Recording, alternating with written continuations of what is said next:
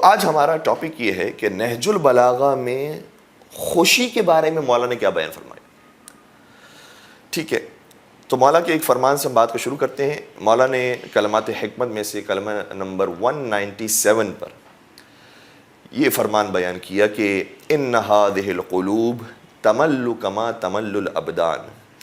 جس طریقے سے بدن کبھی خستہ ہو جاتے ہیں اور تھک جاتے ہیں, اسی طریقے سے کبھی روح بھی ملول اور غمگین ہو جاتی ہے. تو پھر مولانا نے بیان فرمایا کہ اس روح کو تر و تازہ کیسے رکھنا ہے, اس روح کو خوشحال کیسے رکھنا ہے, اس روح کو بانشاد کیسے رکھنا ہے, یہ مولانا نے بیان فرمایا. آگے بیان فرماتے ہیں اگر تم اپنی روح کو بانشاد رکھنا چاہتے ہو تو اسے حکمت کی باتیں پہنچاؤ, یہ روح بانشاد رہے گی. نشاط, شادابی, خوش رہنا یہ بہت ضروری ہے اسلام کے اندر. ہم کبھی کبھار غافل ہو گئے اس بات سے, اور دنیا بہت ہمارے لوگوں کو بہکا کر کسی اور راستے کی طرف لے کے چلے گئی ہے. خوشی بہت ضروری ہے ہمارے معاشرے کے اندر, اسپیشلی خاندانوں کے اندر اور فیملیز کے اندر. یہ نہیں ہے کہ ہم دین کے نام پر اپنی اپنی مسجدیں الگ کر لیں, اپنی الگ الگ دکانیں بنا لیں. وہ غلط بتاتا ہے, ہم صحیح بتاتے ہیں. اس کا ادارہ غلط کام کر رہا ہے, ہمارا ادارہ صحیح کام کر رہا ہے. ہم جس کی بات مان رہے ہیں, ہمارا مشترک ٹھیک ہے, اس کا مشترک ٹھیک نہیں ہے. یہ نہیں ہے کہ دین کے اندر فاصلے ایجاد کرنے ہیں, ہمیں زیادہ سے زیادہ لوگوں کو قریب کرنا ہے. چھٹے امام جعفر صادق علیہ الصلوۃ والسلام ارشاد فرماتے ہیں کہ کان رسول اللہ من اضحک الناس, پیغمبر اکرم ہنسنے والے لوگوں میں سب سے زیادہ ہنسا کرتے تھے, مسکرانے والے لوگوں میں سب سے زیادہ مسکرایا کرتے تھے. وَأَطْيَبِهِمْ نَفْسًا, اور بہت پاک نفس کے مالک تھے. ہائے ہائے ہائے, بڑی خوبصورت مزاج تھا, بڑا خوبصورت طبیعت تھی. کوئی آ کر ان کو مثال کے طور پر پریشان کرنے کی کوشش کرتا تھا تو اسے بھی بڑا لطیف جواب دیتے تھے. جب ایک کافرہ خاتون آئی اور بڑے غصے میں آئی, کہنے لگی کہ اے محمد تم زمین پر ایسے بیٹھے ہو جیسے غلام بیٹھتے ہیں, تو پیغمبر نے شاہ فرمایا میں تو یہ سوچ رہا ہوں کہ اس روئے زمین پر مجھ سے بڑا خدا کا غلام کون ہے.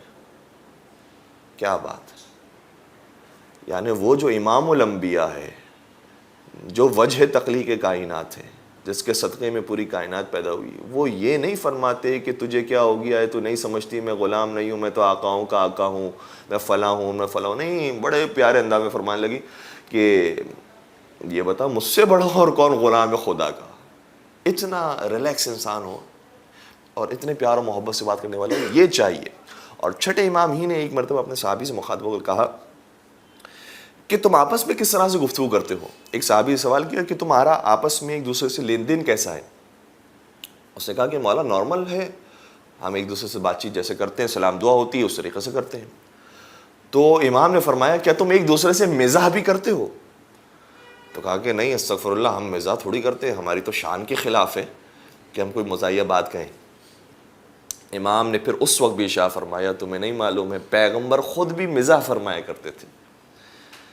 اور پھر اس حوالے سے بہت سارے روایات موجود ہیں. وہ کھجور والا واقعہ بڑا معروف ہے کہ پیغمبر کھجور تناول فرما رہے تھے, اس کی گٹلیاں مولا علی کے سامنے رکھتے جا رہے تھے. پھر گٹلیاں مولا متقیان کے پاس بہت ساری جمع ہو گئی, تو پیغمبر نے مولا سے مخاطب فرمایا اے علی تم نے تو بہت ساری کھجوریں کھا لی. مولا نے فرمایا کھجور اس نے زیادہ کھائی ہے جس نے گٹلیاں سمیٹ کھائی ہو. تو مولا نے بھی مزاح کیا, پیغمبر نے بھی مزاح فرمایا. تو یہ کیفیت ہوتی تھی اہل بیت اطہار السلام کے گھرانے کی, ایک دوسرے سے مزاح کیا کرتے تھے, پسند کیا کرتے تھے. کبھی کبھار پیغمبر بہت زیادہ پریشان ہوتے تھے تو فرمایا کرتے تھے کہ وہ جو ہنسانے والا ہے وہ کہاں ہے, اس کو بلا کے لے کر آؤ. اور وہ پیغمبر کے ماحول کو گرمایا کرتا تھا. اور یہی روش ہمارے علماء کرام کے درمیان بھی تھی. آغا فلسفی کے درس کے بارے میں کہا جاتا ہے کہ جب وہ اور ان کے استاد درس دے دیتے تھے تقریباً 1.5-2 گھنٹے کا, تو پھر کہتے تھے کہ اب تم میں سے کون ایسا ہے کہ جس کو کوئی لطیفہ آتا ہے. اب وہ آئے اور کوئی لطیفہ سنا. اب ظاہر سی بات ہے کہ علماء کی محفل ہے تو اس کے اندر کوئی علمی لطیفہ ہوتا تھا, لیکن مزاحیہ کوئی بات ہو جس سے روح تر و تازہ ہو جائے. تو اور اس کے بعد بھی کوئی شرماتا تھا تو کہتے تھے کہ معاف کیجیے گا, جب کوئی شرماتا تھا تو کہتے تھے کہ اچھا میں خود لطیفے سے آغاز کرتا ہوں, پھر خود کوئی بڑا مزاحیہ لطیفہ سنایا کرتے تھے. تو یہ ماحول ہوتا ہے, اور دینداروں کے اندر اس بات کی تھوڑی سی کمی محسوس ہو رہی ہے.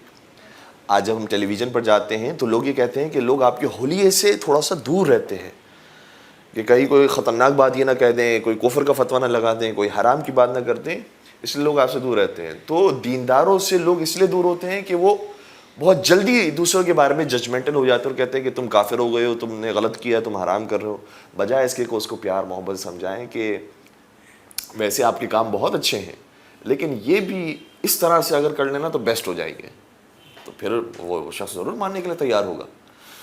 تو ہماری زندگی کے اندر یہ شادابی بہت زیادہ ضروری ہے، بہت زیادہ معنی رکھتی ہے۔ اب سوال ہی پیدا ہوتا ہے کہ انسان شاداب کیسے رہ سکتا ہے، روح کیسے تر و تازہ ہوتی ہے۔ ایک چھوٹی سی پہلے میں مثال آپ کی خدمت کرتا ہوں۔ دیکھیں، بچہ جب چھوٹا ہوتا ہے تو باہر جاتا ہے کرکٹ کھیلنے کے لیے، 2 گھنٹے کرکٹ کھیلتا ہے، 2 گھنٹے فٹ بال کھیلتا ہے، تھک ہار کے جب وہ گھر میں آتا ہے تو اس کا بدن درد کر رہا ہوتا ہے، پیروں میں درد ہوتا ہے، لیکن اس کی روح شاداب ہوتی ہے، اس کی روح تر و تازہ ہوتی ہے، خوشی ہوتی ہے اندر سے کہ میں جیت کر آیا ہوں یا میں نے کچھ ایفرٹس کیے ہیں۔ تو اس کا مطلب یہ ہوا کہ انسان کے تر و تازہ ہونے کا اس کے بدن سے تعلق نہیں ہے۔ کبھی کبھار بدن تھکا ہوا ہوتا ہے لیکن روح شاداب ہوتی ہے۔ ہمیں دیکھنا یہ ہے کہ ہماری روح کیسے شاداب ہوگی، اور یہ آج کا مسئلہ ہے۔ بعض ہمارے نوجوان اور حتیٰ بڑے بزرگان، اسی طریقے سے ہماری خواتین ڈپریشن کا شکار ہو گئی ہیں، افسردگی کا شکار ہو گئی ہے، اور ایسے ایسے جملے سننے کو ملتے ہیں کہ کاش پروردگار ہمیں پیدا ہی نہیں کرتا، اتنی مشکل زندگی ہے، حلال حرام کو دیکھنا ہے، اور پھر پاکستان کے اندر رہ کر اتنے بجلی کے مسائل، گیس کے مسائل، پانی کے مسائل، کوئی چوری چکاری کا مسئلہ ہے، اتنی زندگی میں ٹینشن ہے، خدا ہمیں پیدا ہی نہیں کرتا تو وہ اچھا تھا۔ تو یہ جو جملے سننے کو مل رہے ہیں وہ اس وجہ سے مل رہے ہیں کیونکہ روح تر و تازہ نہیں ہے۔ روح اگر خوشحال ہوگی تو پھر ٹینشن نہیں ہوتی کہ باہر کیا چل رہا ہے۔ سوال یہ پیدا ہوتا ہے کہ اب ہمیں اندر سے اپنے آپ کو کیسے خوشحال رکھنا ہے۔ یہ بھی معصومین نے بیان کیا ہے، اور یہ مطلب کم بیان ہوتا ہے ہمارے ممبروں سے کہ معصومین نے خوش رہنے کے کیا طریقے بتائے۔ البتہ ظاہر سی بات ہے، جب ہم معصومین کی زبان سے خوش رہنے کا طریقہ سن رہے ہیں تو وہ حلال خوشی کے بارے میں بیان کریں گے، حرام خوشی کے بارے میں نہیں۔ اور مومن کبھی بھی حرام خوشی کے بارے میں خوش نہیں رہ سکتا۔ مولا متقیان کا بڑا خوبصورت جملہ ہے، ارشاد فرماتے ہیں کہ لا خیر فی لذت بعدها النار، اس لذت میں کیا خوشی ہے جس لذت کے بعد آگ میں جانا پڑے۔ تو حرام لذت کے اندر کوئی خوشی نہیں ہے، بعد میں انسان اور ٹینشن میں مبتلا ہو جاتا ہے، تھوڑے عرصے گانا سننے کے بعد یا نعوذ باللہ فحاشی دیکھنے کے بعد پھر بعد میں اور زیادہ ڈپریشن میں چلے آتا ہے کہ اب مجھے استغفار کرنا ہے، خدا مجھے معاف بھی کرے گا نہیں کرے گا، میں نے کتنے بڑے بڑے گناہ کر لیے۔ تو ائمہ نے جو خوش رہنے کا طریقہ بتایا ہے وہ حلال راستہ ہے۔ چھٹے امام جعفر صادق علیہ السلام کی حدیث شریف ہے، اور کتاب محاسن کے اندر موجود ہے۔ یہ کتاب وہ کتاب ہے کہ جو اصول کافی سے پہلے لکھی گئی، آغا برقی کی یہ کتاب ہے۔ اس کتاب کے اندر چھٹے امام کی حدیث ملتی ہے، فرماتے ہیں کہ النشرۃ فی 10 اشیاء، فرماتے ہیں کہ خوشی 10 باتوں کے اندر ہے۔ اچھا، ایک اور کتاب بھی ہے، اس میں امام صادق اس طرح سے جملہ ملتا ہے کہ میں نے اپنے بابا سے اور انہوں نے اپنے بابا، حضرت امام زین العابدین علیہ السلام سے یہ سنا۔ تقریباً وہی حدیث ہے، صرف ابتدا کا ایک لفظ تبدیل ہے۔ اس میں فرمایا گیا کہ النشوۃ فی 10 اشیاء، کہ خوشی 10 چیزوں کے اندر ہے۔ یہ 2 اماموں سے کم از کم ہم تک بات پہنچ گئی، اور دونوں نے 10 کی 10 باتیں ایک جیسی بیان کی۔ سب سے پہلی چیز انسان سن کر حیران ہو جائے گا کہ اچھا اس میں خوشی ہوتی ہے۔ فرمایا المشی، ہم یہ سمجھتے ہیں کہ خوشی اس کو ملے گی کہ جب گھر میں آرام کریں گے، سوتے رہیں گے، فریش ہو جائیں گے۔ اور آپ کو معلوم ہے، آپ نے خود سنا ہوگا کہ بعض لوگ ایسے ہوتے ہیں کہ جو سو سو کے بھی تھک جاتے ہیں، تو سونے سے بھی خوشی نہیں ملتی۔ ہاں، اچھی نیند ہونی چاہیے، جو مختصر سی نیند ہے 6 گھنٹے کی 8 گھنٹے کی، بس۔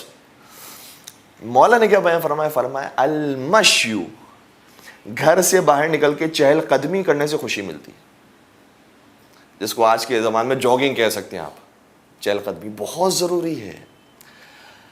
صحیح ہے کہ بدن شاید تھوڑا سا درد میں آ جائے گا، چلنا پڑے گا، تکلیف میں آ جائے گا، لیکن روح ہماری شاداب ہوگی، روح خوشحال ہوگی۔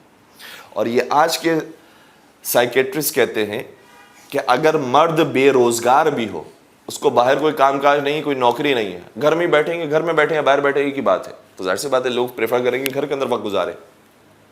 لیکن آج کے سائیکیٹرسٹ کہتے ہیں کہ اگر مرد بے روزگار بھی ہو تب بھی اسے چاہیے کہ وہ گھر سے باہر نکلے۔ گھر کے اندر بیٹھ کے وہ پریشان ہو جائے گا، گھر کے باہر نکلے گا تو وہ شاداب ہوگا اور شاید رزق کے راستے اس کے لیے کھلے. اس کو چاہیے, بے روزگار کو بھی چاہیے کہ وہ گھر سے باہر نکلے. تو پہلی چیز ہے چہل قدمی, باہر کے کام کرنا, اور اسپیشلی مردوں کے لیے. دوسری چیز والرکوب. اچھا, یہ جو مولانا نے بیان فرمایا ہے یہ کوئی بہت مشکل چیز نہیں ہے, مہنگی چیز نہیں ہے. مولانا نے بیان فرمایا اگر تم اپنی روح کو تر و تازہ کرنا چاہتے ہو تو کسی سواری پر سوار ہو کر ٹہلو, اس سے بھی خوشی ملتی ہے. اب ضروری نہیں کہ لینڈ کروزر میں انسان گھومے اسی چلا کر, موٹر سائیکل میں بھی گھومے, خوشی ملے گی, دل مطمئن ہو جائے گا. اور انسان دیکھے گا کہ مجھ سے زیادہ اور کوئی پریشان بیٹھا ہوا ہے سڑک پہ, وہ بھی بیٹھے ہوئے ہیں. کبھی کسی کو شکست کھاتا ہوا دیکھے گا, کسی کو خوش ہوتا ہوا دیکھے گا, کبھی بچوں کو دیکھے گا, کبھی کوئی اور منظر دیکھے گا. لائف محسوس ہوگی اور پھر انسان کو پتہ چلے گا نہیں میری جو زندگی اتنی مشکل بھی نہیں ہے, میں گزار لوں گا, کوئی ٹینشن والی بات نہیں ہے. تو سواری پر سوار ہونا اس سے روح تر و تازہ ہوتی ہے. پھر اس کے بعد مولانا نے فرمایا والاکل والشرب, اور کھانے پینے سے بھی روح تازہ ہوتی ہے. کھانے پینے کا کیا مطلب ہے؟ اب یہ ایک ایک جملے ہیں, صرف ایک ایک لفظ بیان کیا, لیکن اس کے اندر پوری کہانی ہے. کھانے پینے سے مراد یہ ہے کہ وہ کھانا جو انسان شوق سے کھائے. کبھی ایسا ہوتا ہے کہ کھانا بہت سارا ہے, پیٹ بھرنا ہے, لیکن اس میں لذت نہیں, مزہ نہیں آ رہا. حضور سرور کائنات حضرت محمد مصطفیٰ صلی اللہ علیہ وسلم کے بارے میں ملتا ہے کہ جب پیغمبر کے پاس پیسے کم ہوتے تھے اور رقم کم ہوتی تھی تو بازار انسان جاتا ہے تو بازار کے اندر جو پرانی چیزیں ہوتی ہیں, باسی ہوتی ہیں, وہ کم دام کے اندر زیادہ مل جاتی ہیں. انسان اگر باسی فروٹس خریدے گا تو شاید وہ 1 کلو جو ملنے والے تھے اس میں 2 کلو مل جائیں گے. پیغمبر کا طریقہ یہ ہوتا تھا, اور یہ بات سنن النبی میں علامہ طباطبائی نے بیان کی ہے. بہت بہترین کتاب ہے, شاید اس کا اردو زبان میں ٹرانسلیشن ہو چکا ہے, ضرور پڑھنے والی کتاب ہے. اس میں انہوں نے بیان کیا ہے کہ پیغمبر اگر رقم کم بھی ہوتی تھی تو تر و تازہ کھانا خریدتے تھے کہ وہ کم بھی ہوگا لیکن میرے بدن کو لگے گا, شوق سے کھاؤں گا, روح تر و تازہ ہوگی. اس لیے آپ کم خریدیں لیکن تازہ, چاہے وہ سبزیاں ہوں, چاہے وہ پھل ہوں, چاہے وہ گوشت ہو, کوئی بھی چیز ہو تر و تازہ جو انسان شوق کے ساتھ کھائے. تو والاکل والشرب, کھانا پینا یہ انسان کی روح کو تر و تازہ کرتا ہے, البتہ ہر چیز اعتدال کے اندر. پھر آگے کچھ دیکھنا ایسا ہوتا ہے کہ جو انسان کو تر و تازہ کرتا ہے. امام نے شاہ فرمایا اگر انسان ساحل کے کنارے چلے جائے دل روح شاد ہو جاتی ہے. سمندر کے کنارے پہنچ جائے, کوئی اس کے اندر پیسے نہیں دینے آپ کو, آپ کا کوئی خرچہ نہیں ہونا. اب البتہ یہ کہ پاکستان میں تو ہر جگہ پر فیس لگا دی گئی ہے, وہاں پر بھی اگر پارکنگ کریں گے تو وہاں کے بھی پیسے دینے ہیں. لیکن بہرحال اگر آپ پانی سے لطف اندوز ہونا چاہ رہے ہیں تو پانی وافر مقدار میں موجود ہے, کہیں پر بھی جا کر انسان ٹہل سکتا ہے. تو پانی کو دیکھنے سے, پانی کے اندر پیر ڈالنے سے انسان کی روح شاداب ہوتی ہے. پھر آگے شاہ فرمایا اور سبزے کو دیکھنے سے انسان کی روح شاداب ہوتی ہے. پھر آگے فرمایا اور خوبصورت چہرے کو دیکھنے سے روح شاداب ہوتی ہے, البتہ وہ کہ جو حلال ہو. پھر آگے جو ایک بات بیان کی ہے وہ بڑی عجیب ہے, واقعا مولا کے علاوہ سمجھ نہیں آتا کہ اور کون بھی یہ بات بیان کر سکتا ہے. امام نے شاہ فرمایا وَمُحَادَثَةُ الرِّجَالِ, اور مردوں کا آپس میں گفتگو کرنا یہ بھی شاداب کرتا ہے.